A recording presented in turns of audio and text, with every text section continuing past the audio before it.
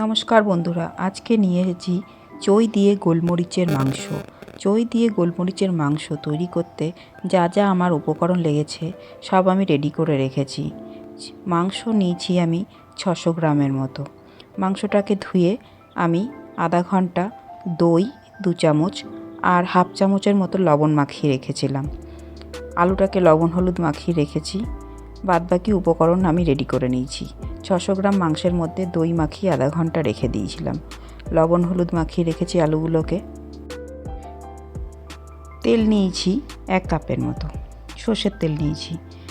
2টো পেঁয়াজ কুচিয়ে নিয়েছি আর চই ঝাল কেটে রেখেছি। দেখতেই পাচ্ছেন চই ঝালটা কেটে রেখেছি। গোলমরিচ নিয়েছি 1 চামচের মতো। টমেটো একটা কেটে রেখে দিয়েছি।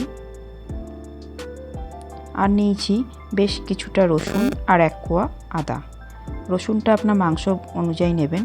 আমি নিয়েছি 10-12টার মতো পাকা কাঁচা লঙ্কা। লবণটা পরিমাণ মতো দিতে হবে।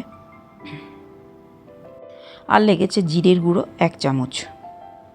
দেখতে পাচ্ছেন জিরের গুঁড়োটা নিয়েছি। আর গোটা গরম মশলা নিয়েছি ফোড়নের জন্য। হলুদ নিয়েছি, হলুদটা পরিমাণ মতো নিতে হবে। চিনি নিয়েছি 1 চামচের মতো। আর গরম জল আমি 1 মগের মতো গরম করে রেখেছিলাম।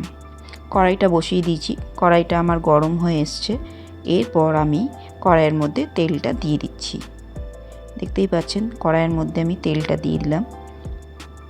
এরপর একে একে আমি, তেলটা গরম হয়ে গেছে, আলুগুলোকে দিয়ে দিচ্ছি। আলুগুলোকে ভালো করে ভেজে নিতে হবে। নেভা ঝালে লাল লাল করে আলুগুলোকে আমি ভেজে নেব।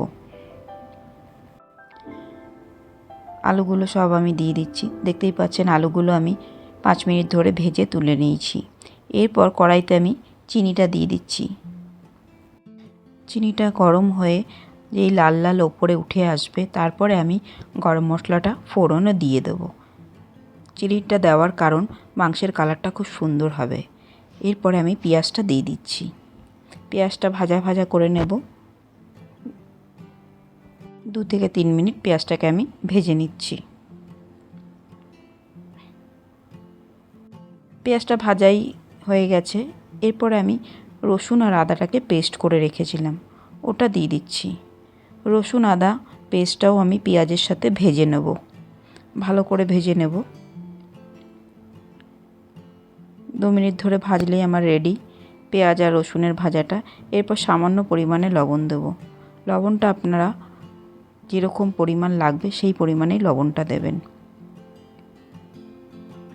হলুদটা দেব আমি 1 চামচের মতো। ছোট চামচের 2 চামচ, বড় চামচের 1 চামচ। দেখছেন হলুদটা আমি দিয়ে দিচ্ছি। এরপর নেড়ে চেড়ে আমি দিচ্ছি এর মধ্যে 1 চামচ জিরের গুঁড়ো। এরপরে বন্ধুরা আমি দিচ্ছি টমেটো আর কাঁচা লঙ্কার পেস্ট। কাঁচা লঙ্কা যেটা পাকা নিয়েছিলাম সেটা, আর টমেটোটাকে আমি পেস্ট করে রেখেছিলাম। এটাকেও ভালো করে আমি কষিয়ে নেব, যাতে তেল থেকে মশলাটা বেরিয়ে আসে। দেখুন তেল থেকে মশলাটা বেরিয়ে এসছে, তেলটা আলাদা হয়ে যাচ্ছে। এরপরে আমি মাংসগুলোকে হাত দিয়ে তুলে দিচ্ছি। মাংসগুলো হাত দিয়ে তুলে দিচ্ছি এটাই কারণ দই দিয়ে আর লবণ দিয়ে আমি আধা ঘন্টা মাখিয়ে রেখেছিলাম। মাংস থেকে অনেকটা জল বেরিয়েছে, এই কারণেই আমি জলটা দেব না, হাত দিয়েই তুলে তুলে দিচ্ছি। এরপর ভালো করে আমি মাংস আর মশলাটাকে নেড়ে চেড়ে নেব।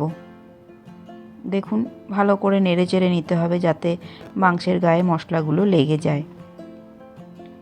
এটাকেও আপনার 10 থেকে 15 মিনিট নেভা জলে কষিয়ে নিতে হবে। এটা 10 থেকে 15 মিনিট পরে দেখুন মাংস থেকে তেলটা বেরিয়ে এসছে, এটাও কষানো হয়ে গেছে। এরপরে আমি যে গোলমরিচের গুঁড়োটা রেখেছিলাম সেটা দিয়ে দিচ্ছি। গোটা গোলমরিচটাকে আমি গুঁড়ো করে নিয়েছি। দেখুন দিয়ে দিচ্ছি। এরপরে দেব চই ঝাল। চই ঝালটাকে আমি কেটে ধুয়ে রেখেছিলাম, আলুর মতো টুকরো টুকরো করে রেখেছি। আলু মতনই লাগছে দেখতে। চই ঝালটা দিয়ে দিলাম।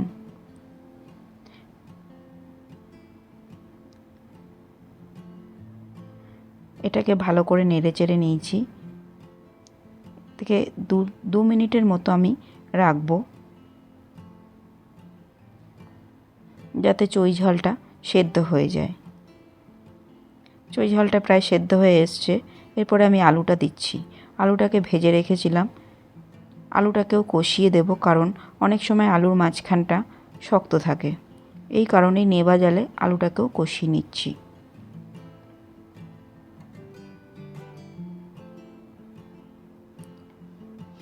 এরপর দেব আমি যে গরম জলটা রেখেছিলাম 1 মগের মতো, সেই গরম জলটা আমি পুরোটাই দিয়ে দেবো। পুরোটা দেওয়ার পরে ভালো করে নেড়েচেড়ে দেব। দেখুন ভালো করে নেড়েচেড়ে দিচ্ছি।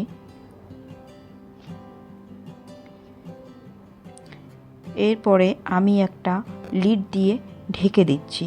নেভা জালেই আমি লিডটা দিয়ে ঢেকে দিচ্ছি, কারণ 10 থেকে 15 মিনিট রাখবো। এরপরে আমি 10 থেকে 15 মিনিট পরে তুলে দিচ্ছি। দেখুন আমার মাংসটা রেডি হয়ে গেছে। একদম নেভা জালে রেখেছিলাম, আলুগুলোও গলে গেছে। দেখতেই পাচ্ছেন রেডি হয়ে গেছে চই দিয়ে গোলমরিচের মাংস। আপনারা রেডি করে বাড়িতে খেয়ে দেখুন কেমন লাগছে। গোলমরিচের মাংস, চই দিয়ে গোলমরিচের মাংস। ভালো লাগলে অবশ্যই লাইক, সাবস্ক্রাইব, শেয়ার করতে একদম ভুলবেন না বন্ধুরা।